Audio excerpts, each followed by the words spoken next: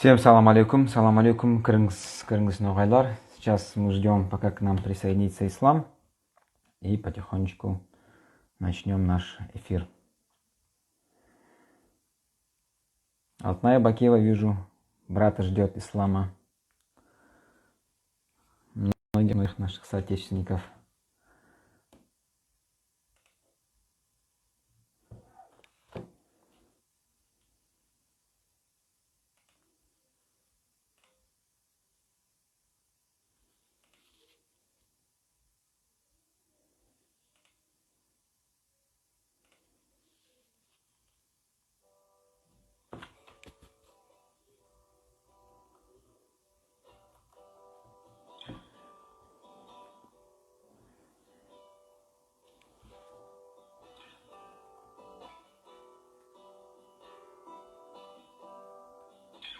Друзья, заходим активнее, ждем ислама.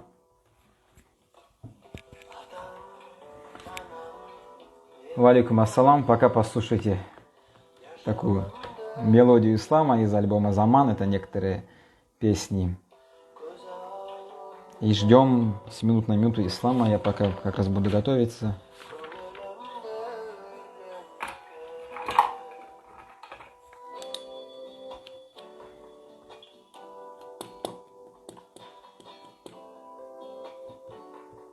Валикум ассалам, Султан Язлиев. Город Астрахань.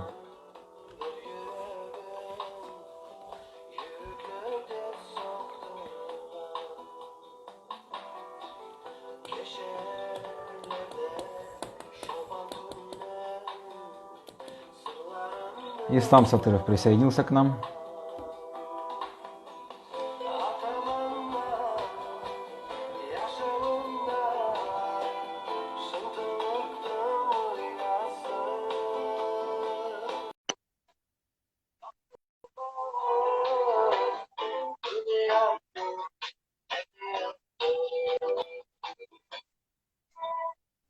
Салам алейкум. Алейкум салам. Как слышно, ислам? Что за саундтрек был такой хороший? Включи. Первая песня из альбома «Заман» «Одноклассники». Да-да, я такой человек, который до сих пор пользуется Одноклассниками. И потому что только там бесплатная музыка Ислама Сатырова. Только поэтому... Чисто из-за этого, да? Я не из тех, на ком ты зарабатываешь ислам, к сожалению. Немножко не повезло.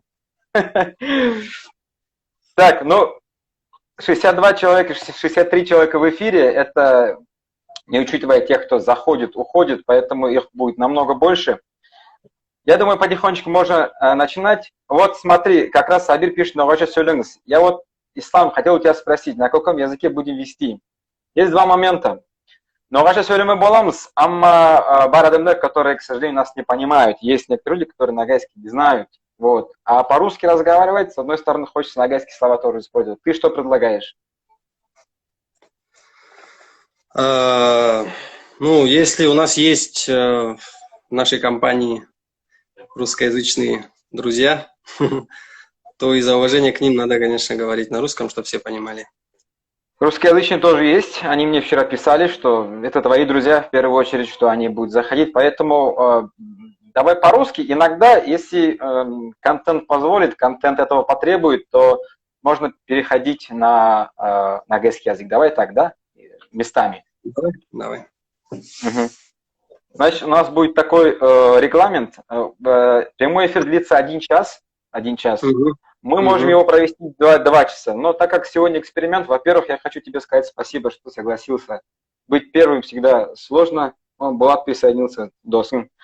Сделаем такой регламент. Да, мне понадобится буквально, кроме основной части, у меня будет такая завершающая часть, 15 минут. Не удивляйся, если узнаешь во мне Дудя, все-таки примером для нас всех является он. Будут блиц-опросы, будут... да, для меня, да. Как ведущего. Как ведущего, да. Поэтому ты его узнаешь в некоторых местах. И я предлагаю так сделать. 45 минут мы проведем эфир. Если на 45-й минуте мы посчитаем, что, в принципе, на сегодняшний день хватит, то остальные 15 минут завершающие я посвящу своим вопросам, блицу и так далее. Если вдруг тебе прям по кайфу зайдет, ты скажешь, мы еще на час продлим. Ну, посмотрим по ситуации. Вот. Давай, давай. Фон не мешает, фон стоит не мешает. Там хорошие песни были, Зя, включи. Да, хорошо. Я Ислам очень скромный. Ислам очень скромный человек. Представляю, друзья, вам сегодня нашего гостя, уже 77 человек в прямом эфире. Это студия Дослар, сегодня экспериментальный проект, называется он пока Кешка Хабар, ну, можно поменять. Предлагайте, кстати, в комментариях, напишите, какие варианты названия интервью можно применить для нашего проекта. Пока это будет Кешка Хабар, Кешелек Ислама Бугун Хабарлаймс. Представляю вам нашего гостя, это звезда, без преувеличения говорю, потому что для меня ислам является тем человеком, который одни из немногих, кто действительно глубоко мыслящий и который у Гандапаса есть слова, и он сказал, могу говорить на любую тему с каким угодно человеком. Ислам, я тебя причисляю к таким людям, которые может говорить на любую тему с кем угодно. Ты настоящий патриот, музыкант, композитор, аранжировщик, кинорежиссер. Обо всем этом мы сегодня поговорим. Что хочу сказать, вопросы, Ислам, у нас есть, которые тебе задавали уже в ленте. Я их действительно распечатал, я их сейчас буду задавать. Но вопросы, уважаемые гости, вы можете писать и здесь. Ислам, если ты увидишь вопрос в комментариях, ты можешь его запомнить и по своему усмотрению выбрать вопрос и на него сам ответить. По поводу, у нас будет небольшой сюрприз для активных зрителей. Мы хотели задать с собой вопрос, но я тебе предлагаю подумать еще вот о чем. Ты можешь также дать свой подарок тому человеку, который задаст самый интересный вопрос. То есть посмотришь по ситуации. Если интересного вопроса не будет, то тогда ты дашь какое-то задание, мы подарок разыграем после разыграем.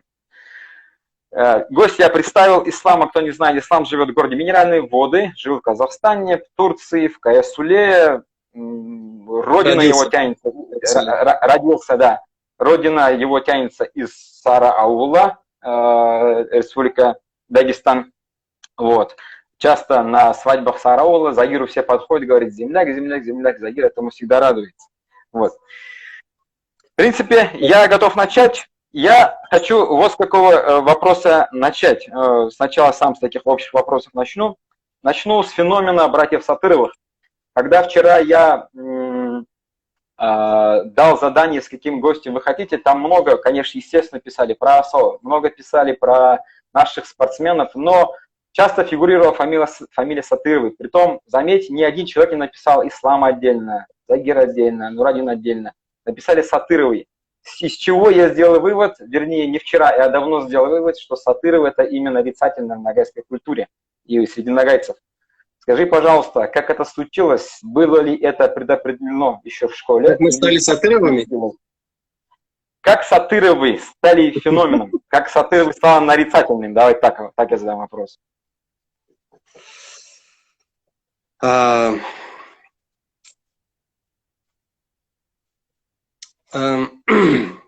Не знаю, как-то это нескромно. Ты можешь опровергнуть, если хочешь.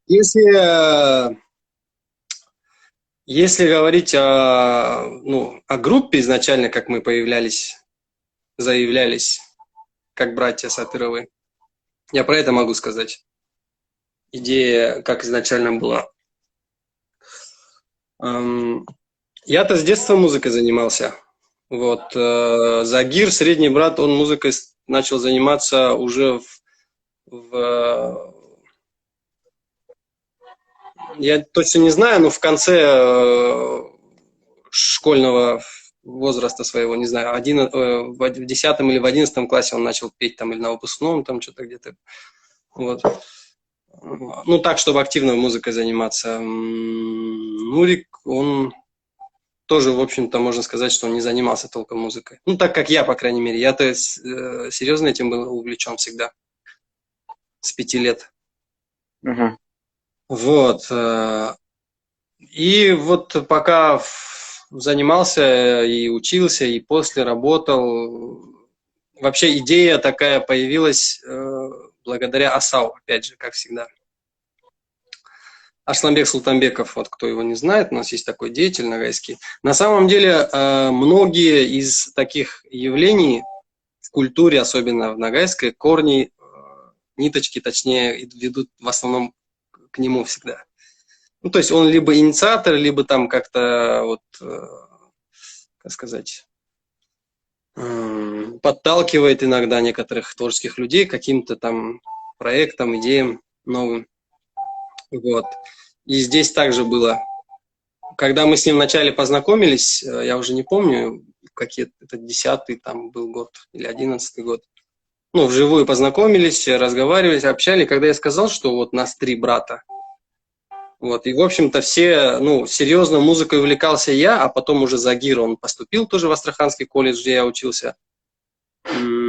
И, в общем, когда он узнал, что там есть брат, который играет на барабанах, ударные инструменты, там я играю, Нурик там, он тоже, в принципе, там владеет, да, многими инструментами.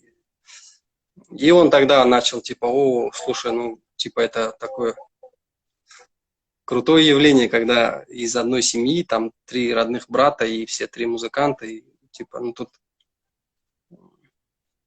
надо что-то делать совместное.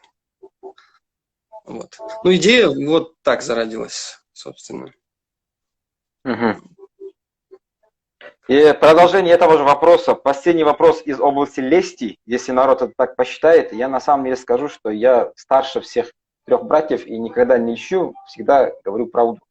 Когда я переехал на Кавказские минеральные воды в 2013 году, братья Сатыровы для меня были каким-то большим недостижимым пьедесталом, который я хотел достигнуть и просто познакомиться, просто с ними пообщаться.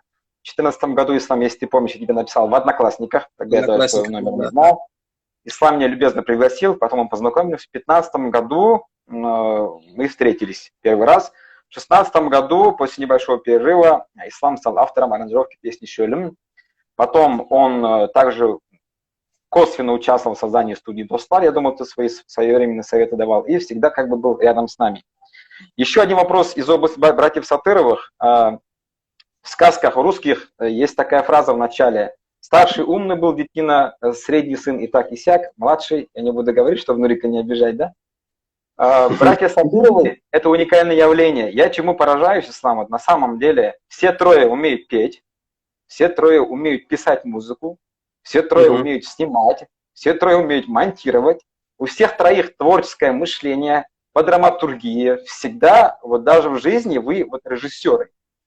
Почему так бывает? Вот как бы в сказках так заведено, что один как бы есть умный, другой менее, третий совсем как бы не умный. Да? У вас все 3 таланты. Виновата ли в этом какая-то генетика, или вы такими стали? Ну, мне кажется, и то, и другое. О, Расул, салам алейкум. Вот. Мне кажется, и то, и другое. Почему? Потому что, как сказать, есть такое высказывание, многие, наверное, слышали, когда говорят, ну, типа, успех там или что-то в этом роде. Это там 90%, 10% таланта и 90% труда или что-то такое. Ну, в общем, да, без этого никуда. Поэтому, ну, есть и то, и это, наверное. Потому что, ну, если про творческую составляющую, у нас, во-первых, со стороны отца, дедушка, он играл на домбре, он исполнял старинные мелодии, песни. Вот. Таули его звали, правильно? Да. Ну, настоящее имя у него Дайныбек, да. Дайныбек. Вот, он исполнял эти старинные песни, домбра даже была тогда у него. Ну, это я смутно помню, потому что я был совсем маленький, он рано умер. Вот. Ну, факт в том, что вот у него есть такое. И второй момент, это, опять же, дедушка по материнской линии, Анварбек Бакиев. Он был разносторонне развитой личностью. Он был поэтом, он был художником, он был музыкантом, там всякие там прикладные искусства разные. Ну, в общем, тут такое двустороннее, так сказать, наверное, влияние. Влияние и того в любом случае есть, да, получается? Ну, наверное, да. Хотя мы с Загиром сидели, обсуждали и Мгм. пришли к выводу, что с материнской стороны от деда больше влияния все-таки, в большей степени. Потому От деда. что, да, да, именно с его стороны творчество, ну, именно вот в нашем характере, что ли, темпераменте, много, больше схожести с ним. Потому что, ну, так Мгм. получилось, что я у бабушки, когда расспрашивал часто о нем, о его жизни, там, потом даже мы как-то там рукописи кое-какие его видели, которые он писал, то описывали, как он там, ну, сочинял там что-то там, как сказать, стихотворение там он, да, там рисовал, там поэзией занимался, там музыкой, как он, как сказать, процесс творчества ему тяжело давался, бабушка часто Мгм. рассказывала. Мгм. Он, бывало, Мгм. ночами не спал, сидел там, это ходит туда-сюда, в общем, пока все это дело у него не выйдет. Узнаю тебя. Да-да-да. Ночами не спал. Поэтому, ну, мы так пришли к мнению с Загиром, по крайней мере, что мы больше туда похожи, наверное. Ну, по крайней мере, Мгм. внутренним каким-то. Если есть его рукописи, что-то ты вдохновлял в жизнь из его записей, там, песню, может, написал на стихи или что-то еще? Не было такой идеи? Была такая идея, да. Ну, как-то была. У меня старая книга была, его. Единственная, кстати, книга, которая, я сейчас даже не помню, по-моему, после его смерти уже была издана. Мгм. Вот в то время, это же, ну, Советский Союз, да, они очень часто издавались в газетах. Ну, для Да. них это был определенный заработок в том числе. Они, в общем, там за эти стихи получали определенные гонорары. Там, вот, и в основном они издавались вот в таких газетах, журналах там, или что-то такое было, я не помню. Вот, и уже после смерти его издали, там был сборник, называется, сейчас я не помню, «Менің язлығым», по-моему, это типа «Моя весна», что-то такое. Там было много авторов. И там его стихи, не все были, но есть. И я их читал, и в детстве я и на баяне же играл, в общем, это мой первый инструмент музыкальный, и на баяне что-то там я пытался исполнять тогда. Мгм. Ну, в планах есть, конечно же, в любом случае написать песню на это. Ну, пока Я еще... думаю, это будет, да, дань, большая дань будет, если ты это сделаешь, на самом деле. Дань дедушке, который... И тем Да, да, более, если да, вы с конечно. Загиром считаете, что все-таки генетика в этом тоже участвовала. А я хочу напомнить нашим зрителям, что вы можете писать вопросы, пока мы идет обсуждение, и Кстати, если вопросы, мы увидим. на один из вопросов, там был вопрос про Бориса Иналова. Вот это Давай я автор... сейчас к этому перейду, Ислам, я сейчас эти вопросы все тебе задам, да. Начнем Хорошо. с того, кто первый спрашивал. Наша общая знакомая Айзанат Камалдинова спрашивает. Ислам, привет. Источники вдохновения, как правило, отражаются на характере и самосознании. Мы творчески ощущаем частью выпускаемого продукта. Безусловно, отрываем частичку себя. Вопрос первый. Загоняешь ли ты свои идеи в рамки, например, по каким-то этническим соображениям? И если да, то почему? Загоняешь ли ты свои идеи в рамки? Рамки.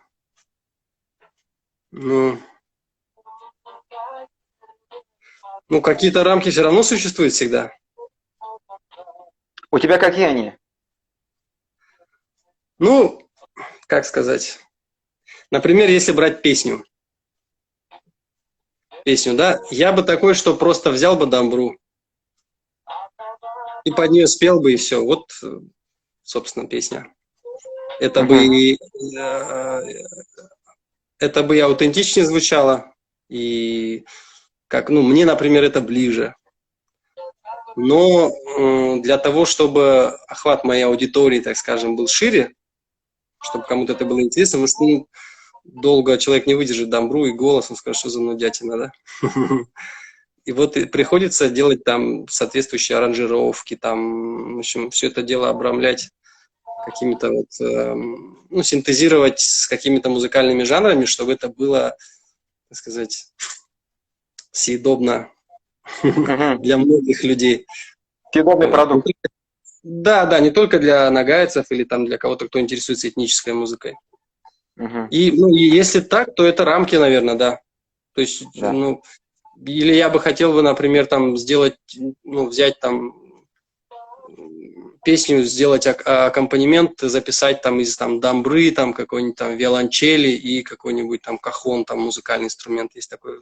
Ну, это как бы, это уже звучать будет, есть такой термин, ну, коммерческого саунда этого не будет. И люди, ну, меньше людей это будут слушать, так скажем. Мгм.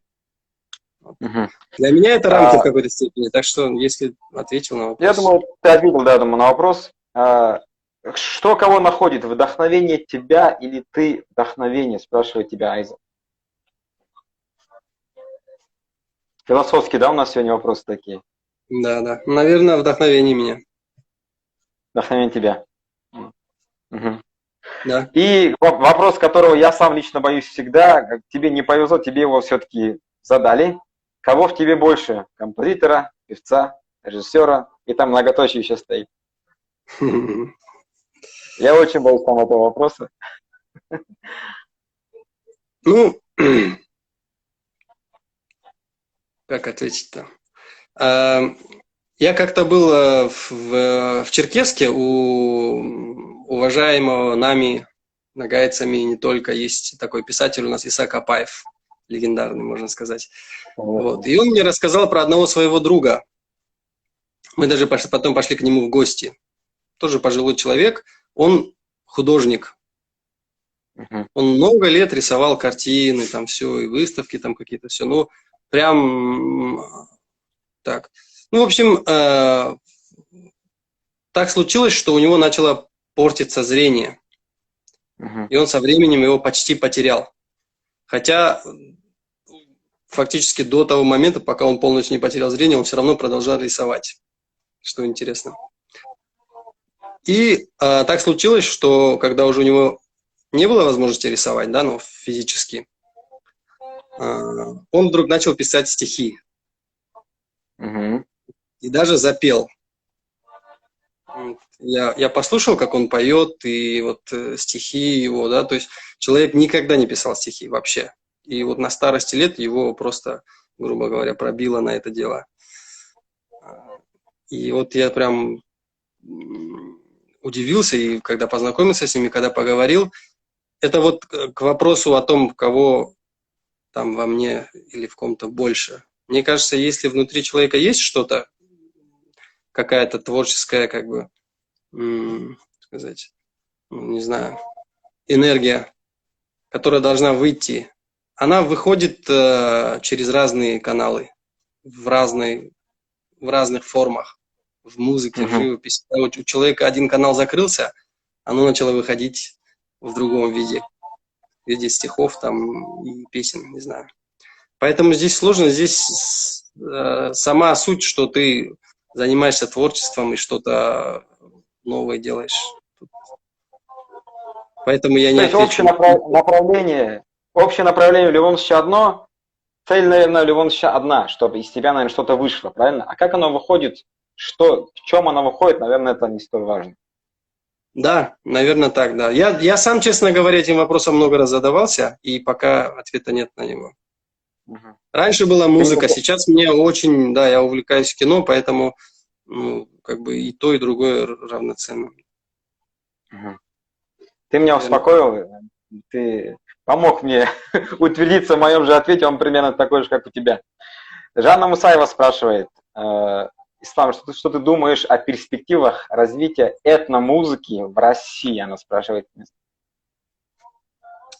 Я думаю, корни ведут к Пелагее, да? Я правильно понимаю? Или это немножко другое? Или это одно и то же?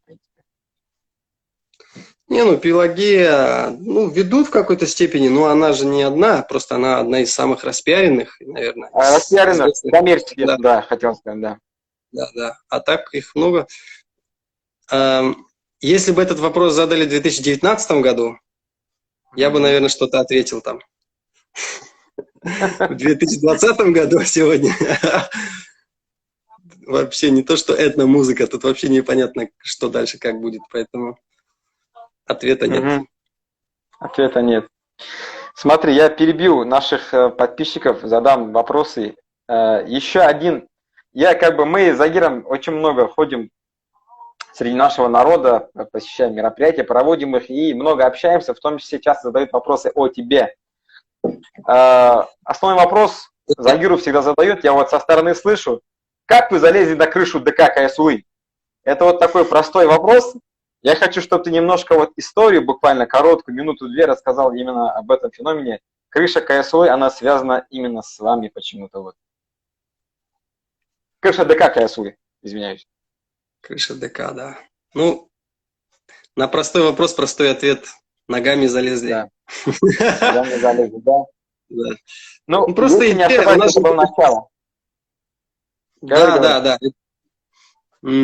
Это вообще, вот эта песня «Неге», она была началом материала авторского, все-таки такого, после которой пошел, ну, это был толчком к дальнейшему движению в этом направлении, наверное. Вот. И именно вот, я даже не знаю, чем мы так загорелись тогда, что-то я эту песню написал, потом решил что-то записать, попробовать дамбру туда, там как-то вплести в поп-роковый такой стиль. И дальше больше. Когда уже записал трек, уже как-то включил Нурику, Загиру, всем понравилось. Потом, когда появилась идея, давайте снимем какое-нибудь видео, просто чтобы что-то было. И мы решили в КСУЛе снимать. Не было операторского крана. Мы тогда, кстати, только купили фотоаппарат, тогда все только начинали на фотоаппараты снимать клипы. Купили фотоаппарат Canon, и нужен был кран, и в итоге Нурик начертил схему крана. Мы закупили материалов, труб, арматур всяких. Отец взял сварку, и мы по этим чертежам сварили 6-метровый, кажется, был кран. Вот, тоже поперли на крышу его, да? По частям, да, мы его поперли на крышу, поставили, в общем. А там еще такая смешная ситуация была. Мы же все трое должны были быть в кадре, а кому управлять краном тогда? Так. Снимать надо было кому-то, да. И там в итоге там было несколько человек, там был дядя один наш, он попытался, у него не получилось. Вот. Потом был мой друг Адис. Адис, да. Вот. Да. В итоге он и стал оператором. Ну, просто пробовали по очереди, у кого лучше получается, у него получилось. В итоге он стал оператором крана. Адис, невидимый герой вашей первой съемки. Да. Там, где общие кадры, где мы все трое, снимал он. А там, где мы крупные планы по отдельности мы снимали по очереди. Например, Нурик снимал меня и Загира, я снимал отдельно Нурика крупным планом. Ну, в общем, как-то так, я уже не точно. А кажется, что все время трое стоят, да? Да. Ну, это монтаж. Эффект Кулешова. Эффект Кулешова. Блеснем знаниями докафильма. Хорошо, спасибо. Здесь оператор, вот уже Хазахан, да, ну Хазахан все время смеется, улыбается. Оператор. Его же там не было, или он тоже там был? Нет, вот следующий Адис. Следующий, это Адис, да. Все здесь, Булат здесь, все здесь, весь КСУЛА здесь. Вся КСУЛА здесь. Перейдем к еще одному, вот я вижу, он прям поклонник, это, если не ошибаюсь, это админ аккаунта Новая Орда, Чингиз Юсупов, парень, как ты сказал, по-моему, с Махмуда, да, парень, да, задал очень много вопросов. Чингиз, я постараюсь максимально твой вопрос задать, если получится, успеем, то все. Он пишет там, в общем-то, красивые слова вначале, он пишет, маэстро ответь сегодня на вопрос, так что ты сам у нас маэстро. Спасибо, Чингиз. Вопрос такой, первый. Какие музыканты повлияли на тебя как на личность и как на творца? Прям такое слово. Музыканты. Ну, все-таки у меня образование эстрадно-джазовое. И закончили Астраханский колледж музыкальный, поэтому, ну, это профильное образование именно по музыке, и когда ты учишься в этом направлении, проходишь очень много, ну, сказать, предметов определенных, слушаешь очень много музыки, очень много разных композиторов, музыкантов, оркестров. И опять же, здесь сейчас очень сложно сейчас сказать, кто конкретно повлиял. Я, например, у меня в жизни так получилось, что увлечение музыкой, разноплановой музыкой было такое, ну, так блоками, что ли, как-то идет. То есть, когда я рос, например, вот в селе, да, мы в Каясуле росли, у меня не было никаких там, что я сидел там плотно, там, не знаю, на Цое там, или там, не знаю, на зарубежных, там, на Rolling Stones, там, Deep Purple, там, ну, неважно сейчас, да, мировые, там, Майкл Джексон пусть будет, или, там, неважно, Стинг. Никаких увлечений не было, все, аул, руки вверх, дискотека, все, ничего абсолютно. Потом уже, получается, как только я пришел в колледж, из атмосферы аула я сразу попадаю в джазовую такую атмосферу, саксофон, там, биг-бенд, все дела. И тут сразу уже джазовые какие-то... Куда я попал? Да, куда я попал, резкая смена, и получается, я там в этом варился. Потом на каком-то там, на третьем курсе, кажется, я попал в группу, начал играть в группе, там была такая группа, «Отель Риц» называлась. Параллельно учебе, еще с ними работал, ездил, много гастролировали с ними, и вот с ними мы играли, очень много было рокового материала. Вот, благодаря этой группе я погрузился в рок-музыку немного.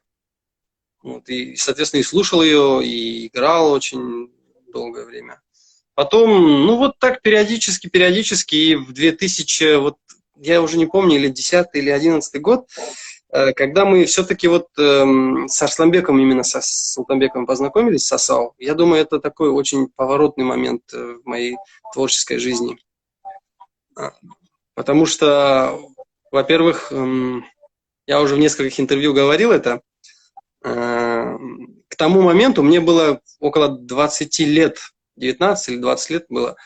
Я как-то уже был немножко, ну, во-первых, считал себя более джазовым музыкантом.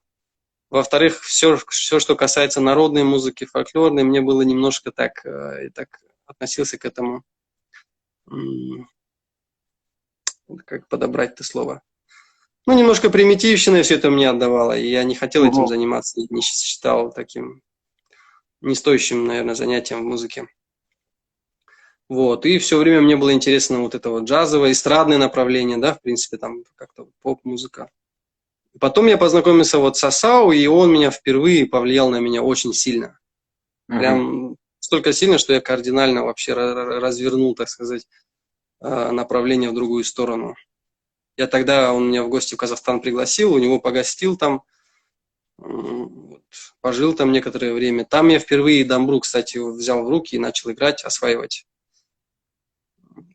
Поэтому, если говорить о влиянии, все-таки влияние есть у всех, ну, известных мировых, да, все, кто по миру, ну, занимают какое-то место в мировой музыке, да, будь то роковые, джазовые, поп, неважно, во всех направлениях, я все это переслушал, в принципе, все это в какой-то степени, конечно, влияет.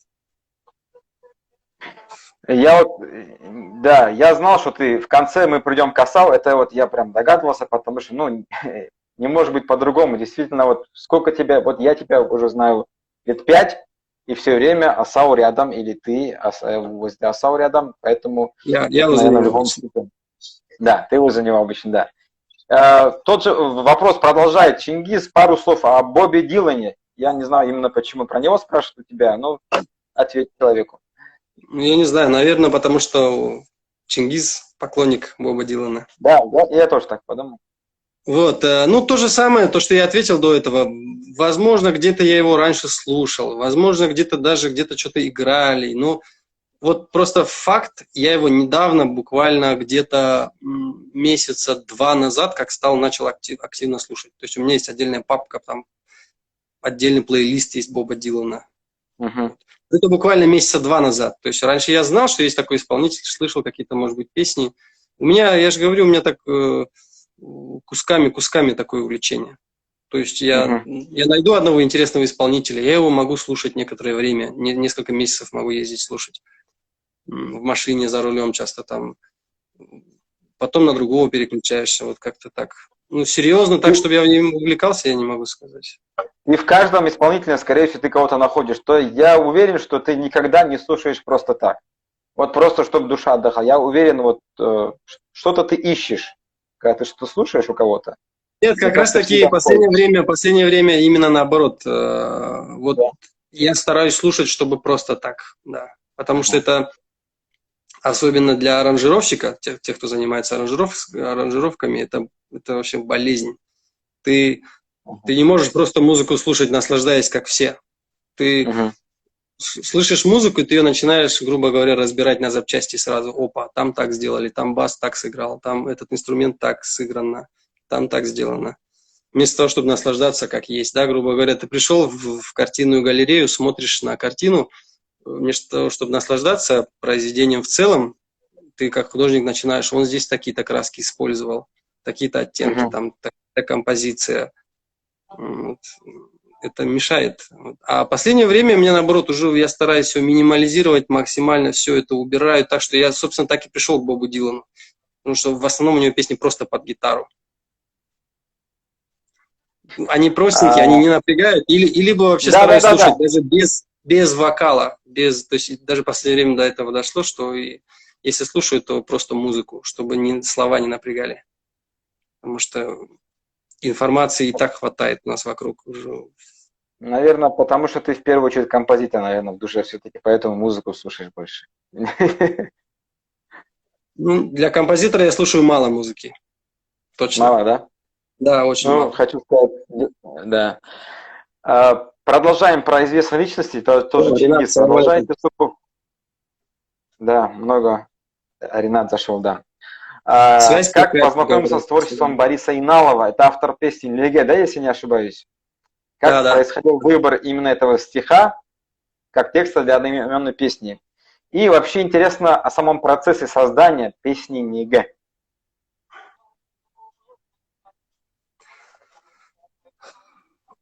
Эм, Вот то, что я говорил про сборник, в котором были изданы стихи моего деда, в этом сборнике были стихотворения Бориса Иналова. Так Мгм. чисто случайно я их нашел. Вот. Открыл. Ну, я сначала, у меня была какая-то мелодия, и я на них пытался уже найти готовые стихи, которые подойдут. Соответственно, я искал Мгм. сначала в стихах дедушки, из этого ничего не подошло. Я их отложил, думал, ну, какие-нибудь придется какую-нибудь другую песню там или песни То напишу есть сначала на эти была стихи. музыка. Сначала была музыка, получается. Да, да. А потом я Как листал, думал, может быть, у других авторов будет. Я перепробовал там многие, которые были. И именно вот у Иналова эти стихи, они подошли. Мгм. Причем смешной момент, там всего две строчки было, два четверостишия или два восьмистишия там было. Два столбика, грубо говоря, стихотворений, а припева нет. И, собственно, припев я название песни взял, там Неге, там было написано Неге, и просто и как бы Неге, Неге, Неге, Неге, Кен. Это Мгм. стало припевом.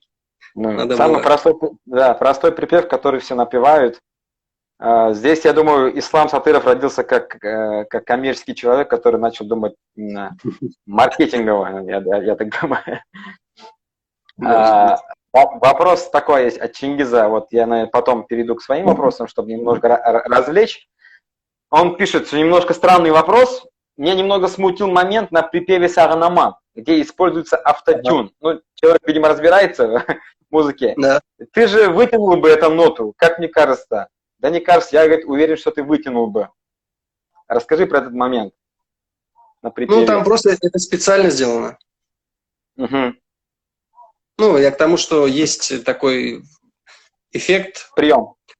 прием, да, его используют иногда, но я в тот момент его почему-то захотел использовать, но на самом деле я потом посчитал, что это неудачный момент. Ну, зря я его использовал, потому что мне ни один человек про это сказал.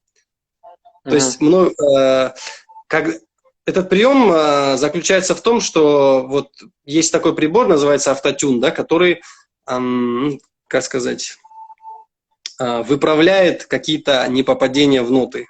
Ну, это я сейчас для зрителей говорю, те, кто не знает. Да-да-да. Вот Да, в студиях активно этим пользуются, да. Например, там, где исполнитель плохо интонирует, не попадает там в ноты какие-то, либо там, ну, в несколько нот не попал, и где-то там подправляет ноты определенные. А есть автотюн, ну, это слово авто, он автоматически работает, его вешаешь, то есть он на весь трек включается, и он постоянно тебе его выправляет, постоянно. Вот. Стараются им пользоваться так, чтобы не было слышно, что голос подправляли. Вот. А в этом месте я специально сделал так, чтобы его было слышно. Это такой эффект, легкий эффект, получается какой-то голос электронный, такой, как у робота, там такие переломления получаются. Просто, если заметил, он постоянно в одном месте используется. Там на одни слова. Поэтому я его просто как прием захотел использовать, но потом, честно говоря, и самому там не нравилось. Но уже вышло и не стал подправлять. Его называют эффект Cher, потому что именно у этой певицы Cher впервые был использован этот прием. Если старые песни послушать, там слышно этот эффект есть. Да. Я что-то вот на ухо себе что-то припоминаю, да.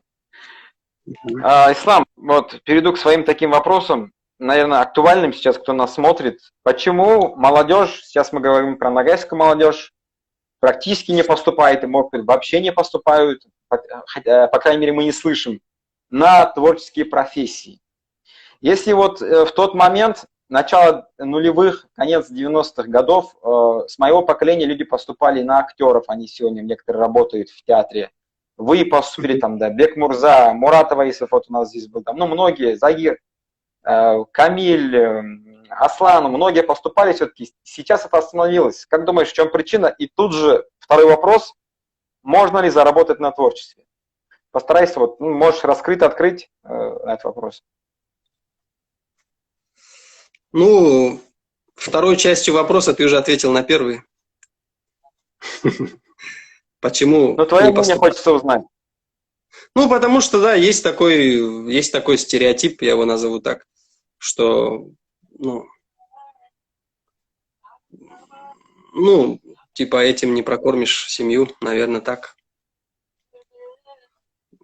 Наверное, из-за этого все-таки. Ну, и это связано, творческая профессия, вот сейчас я так отвечу. Творческая профессия – это всегда связано, ассоциируется с некой нестабильностью в жизни. Это вот стоит признать. Мы признаем, вне карантина мы это признаем. Студия Достар подчеркивал. Да. Ну, не только в творческие профессии, но все фрилансеры, все, кто бизнес ведет, на самом деле у всех есть какой-то момент нестабильности. Просто у творческих, считается, что это вот так, как бы то пусто, то густо, да, как там говорится. Вот. Из-за этого, наверное, все-таки, я бы и людей не стал осуждать за это, потому что всегда и родители, все хотят детям благополучия и так далее. Поэтому стараются отправлять на учебу в такие сферы, которые дают более стабильный заработок, где больше перспектив, наверное. Вот. И, наверное, так. Наверное, из-за этого. Ага. У тебя интернет очень плохой, Ислам. Там могут быть какие-то проблемы со связью? У тебя прям ты прерываешься. Странно, нет, Wi-Fi мне показывает, что все нормально. Давай я попробую еще раз зайти, выйти. Попробуешь или продолжим? Вот сейчас вроде нормально. Не хотелось бы прерываться. Угу. Давай продолжим. Если нормально, можем продолжить. Мне прям тебя мутно видно, я не знаю, как людям, и сейчас звук прерывался. Сейчас вот нормально опять. Вопрос такой, да, сегодня будут немножко такие странные вопросы, это от меня. Как ты считаешь, вот постоянная проблема, это обсуждение во всех кругах, кулуарах, влияние лезгинки на ногайский народ. Как ты относишься к лезгинке? К лезгинке, в общем, как к жанру, как к музыке, нормально. Хотя, как музыкант, я бы сказал, что она находится в очень застойном состоянии. Это сейчас не только про ногайцев, в общем, про жанр. Она вообще почему? Она не развивается, не трансформируется вообще. Я не знаю почему. любой жанр, он должен развиваться, как-то двигаться куда-то, да? А именно лезгинка, это, ну, она вообще, не знаю, ну, был просто такой случай реально, там, вот, например, из Турции приезжала делегация, да, их повезли в Москве на концерт, как раз шел концерт там народов Кавказа, что ли, что-то какой-то был фестиваль. Отвезли, они посидели там минут 20, и в итоге не смогли долго сидеть и вышли, и потом задавали вопросы, в общем, руками разводили, а почему, говорит, все под одну и ту же музыку танцуют? То есть они даже не могли различить, выходят разные народы, представляют разные культуры, а все под одно пляшут. Там же тоже куча направлений разных стилей, там внутри лезгинки даже, да, и там... Допустим, лезгинка, опять же, что называется, да, там, адыгские какие-то вот жанры, они тоже лезгинкой называют, там, где-то там в России, может быть, осетинские, Да. чеченские, там все, они же все имеют различия, наверное, какие-то, имели раньше, сейчас все размылось, поэтому как жанру я, ну оно есть, это же музыка. И то, что у нагайцев это есть, ну, мне... Ну, единственное, мне не нравится, когда бывают какие-то подмены понятий, что это вот исконно там вот нагайский танец там, или исконно... Ну, по крайней мере, я имею в виду то, что сейчас подается под лезгинкой, то, что сейчас танцуют. Я не против того, чтобы танцевали, ну, как бы и под ламбаду танцуют там, или по что угодно. Я, например, вообще стараюсь не танцевать. Каждому тут... Просто, чтобы, ну, когда выдают это за нагайское, ну, это как минимум смешно звучит, да, когда человек азиатской внешности пытается там что-то там извлекать из горской культуры, и это, ну, мне кажется, это не состыковка такая. Вот. Ну, опять же, ну, это не то, что я не против того, чтобы ее, ты знаешь, даже если я и против был бы, это ничего не поменяло бы. Тут, как бы, оно есть и есть, это явление такое очень. А то, что лезгинку вот танцуют карачаево-черкесии, нагайцы, ее можно назвать лезгинкой? И как ты считаешь, она ближе к нагайцам, чем та, которая именно дагестанская? То есть более медленная лезгинка, ты меня понял, да? Канглинская, да. Кочаевская, давай так скажем. Да. Она более ближе или все-таки ближе? Я думаю, ближе. Ну, не только это сейчас мы говорим, можем там говорить в Кочиере там, или в Адыгее, там тоже темп этот, да, лезгинки медленнее. У кумыков тоже. Это сейчас просто как бы идет уже мейнстрим такой, что просто все колбасит в таком страшном ритме, там не различишь. Раньше я просто слушал, и вот у меня есть знакомые там кумыкские исполнители. И там разные лакские, посмотри, танцы, как танцуют. Да, тоже не быстрое, оно, ну, не то, что не быстрое, но есть разные жанры, есть направления. Наверное, какие-то есть танцы, где быстрый ритм, где медленный. Сейчас я просто к тому, что все размылось, и все, сейчас просто все под одну пляшут, и непонятно. И плюс другой момент есть. Танцы, они же не просто так были танцы. Каждый танец имел какое-то значение у всех народов. Например, танец узун у нагайцев. Да, там есть узун, есть тугурек, там один из них это танец знакомства, там, да, с девушкой, другого способа не было возможности познакомиться, потому что не разрешалось общаться напрямую девушке и парню раньше. И только в этом танце можно было как-то познакомиться и пообщаться. Там, или у других народностей, там, да, как-то, ну, это имело какой-то смысл раньше. Сейчас этого смысла нет, поэтому вот это меня как бы огорчает немножко. И все. Говорили, что... Говорят, и это правда, что через танец народ всегда выражает свои чувства, правильно? То, что он должен сказать, но не обязательно об этом говорить языком. Я слышал шутку от одного горца, своего друга, аварец, по-моему, не помню. Он говорит, такое ощущение, говорю, что сегодня, если применить этот метод, то, что выражается, такое ощущение, что все, говорят, матерятся. Потому что она слишком быстрая, резкая и... Не то, что матерятся, я бы это назвал таким термином балабольство, получается, когда... Без остановки человек просто как автомат постоянно что-то говорит, и все. Без смысла, без ничего, просто постоянно поливает. Вот, ну, с этим, наверное, можно сравнить. Да, когда лезгинка красивая, когда есть красивые Да, движения, конечно. да, Это на самом деле такой жанр, красиво. это красота там, это если в этом следовали, а так это в итоге превратилось вообще непонятно во что. Вот единственное, что огорчает. Я, честно говоря, из-за этого не люблю свадьбы в принципе. Не то, что нагайские, не нагайские, вообще в общем. Свадьбы я стараюсь стороной обходить. Мне не очень нравится это такое мероприятие. Да. Вот. Сейчас Сабир нас смотрит, услышал твои слова, думал, блин, а мне нравится свадьбы, как я теперь буду ходить на свадьбы? Ну вот, Шутка Сабиру. не, ну Смотри, Ислам. каждому свое. Тут это не значит, что Не-не-не, это да, мое вопросов нет. мнение. Конечно, Я просто конечно. не люблю большие скопления людей, танцующих тем более. Смотри, у нас остается буквально минут 15. Давай я начну свои задавать блиц-вопросы. Если время останется, мы зададим вопросы, которые мы сегодня не успели. Я думаю, на сегодня часа хватит, да? Я думаю, не будет. Давай, да. Смотри, блиц-вопросы, да. Посоветую сначала очень коротко на карантине посмотреть 3 фильма нашим зрителям. И как Дудь говорит, 3 фильма нашим зрителям, чтобы они на карантине посмотрели. Твои советы. Ну, как для обыденного зрителя, естественно. 3 фильма. О, тут написали брейк-дансы, правильно. Да. 3 фильма.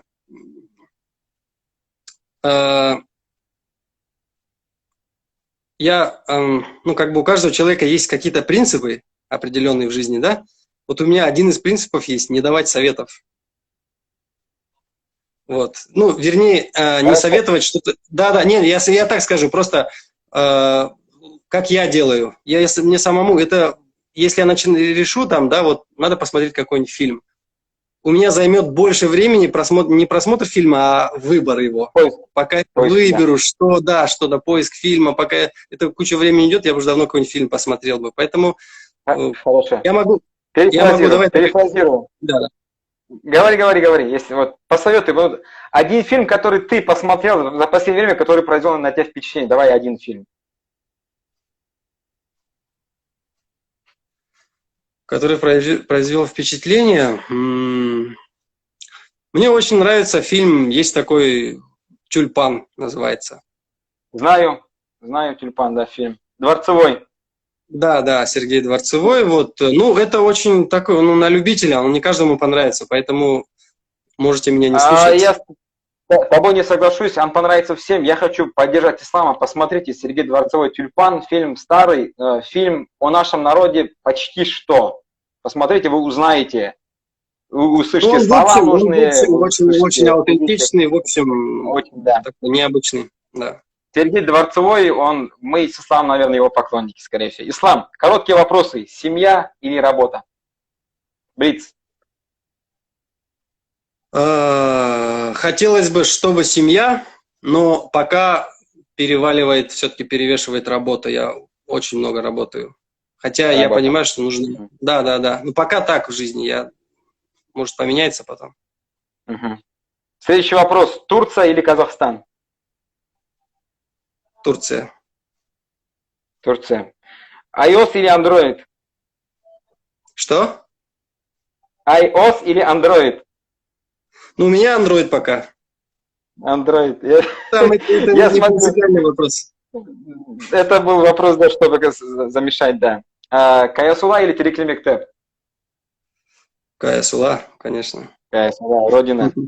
Вопрос такой очень важный, который я хочу услышать ответ. Очень художественный или все-таки док? Мне док. Док. Малский или Косаковский? Косаковский. Почему Косаковский? Мне он ближе, больше нравятся его фильмы. Угу. Загир или Нурик? Это был смешной вопрос в конце. Что? Загир или Нурик, я спросил. Ну, это нереальный вопрос. Да, я специально. Смотри, какие... Говори, если ты хочешь говорить. Нет, я говорю, тут не выберешь. Да, понятно, это я в шутку. Нет, всего 2 брата, как мне между ними выбирать, ты что? Если завтра, Ислам, представим себе, ты станешь президентом новой Ногайской республики, что ты сделаешь в первую очередь?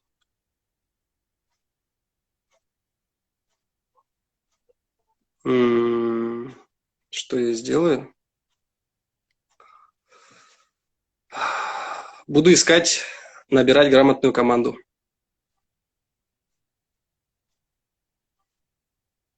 Да, наверное, так ответил бы любой человек, действительно, наверное, верный шаг. Государство делают люди, сказал один из философов, наверное, он был прав, скорее всего. Оказавшись перед темником ЭДГ, что ты ему скажешь? Что ему скажу?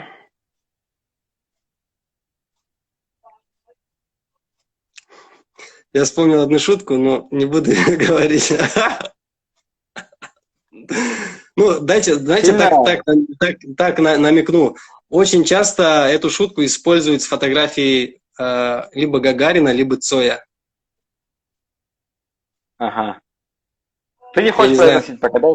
Ну, давай не будем, да, произносить. Ну, грубо говоря, там говорят, Витя, мы все. Понятно. Мы все, да, давай я начну, а там дальше уже зрители продолжат.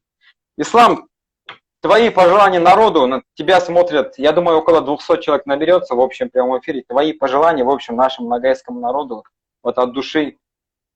За тобой пришли в прямой эфир, я знаю, очень много людей, которые... Астана нас смотрит, нам салам сейчас передавала. Астана, Турция нам салам сейчас передавала. В общем, весь мир нас смотрит, Ислам. Пожелания народу. Пожелания.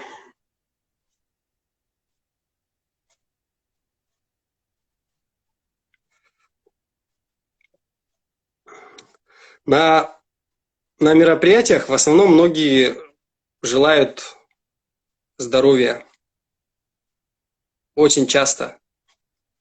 А на самом деле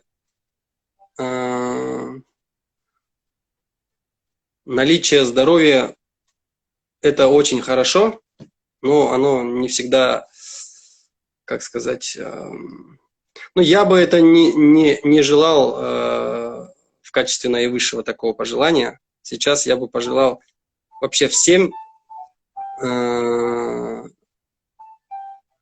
адекватности по жизни всегда, во всем, везде.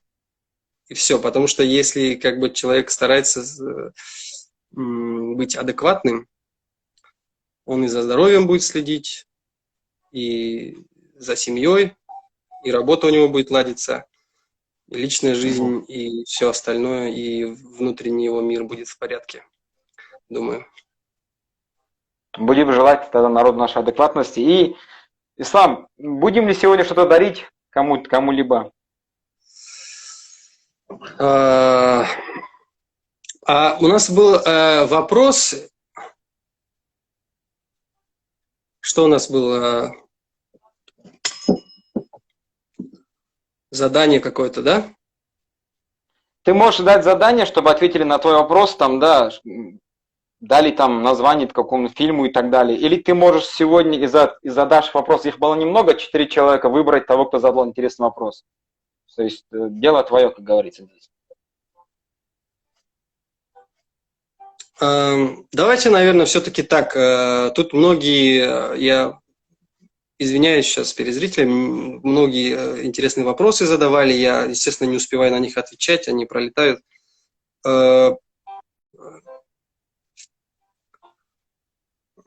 Наверное, так. Многие вопросы задавали про творчество, про музыку и так далее. И поэтому, ну, я постараюсь в ближайшее время там взяться за новый материал и все-таки, чтобы появились новые песни. Осталось 20 секунд осталось. Окей.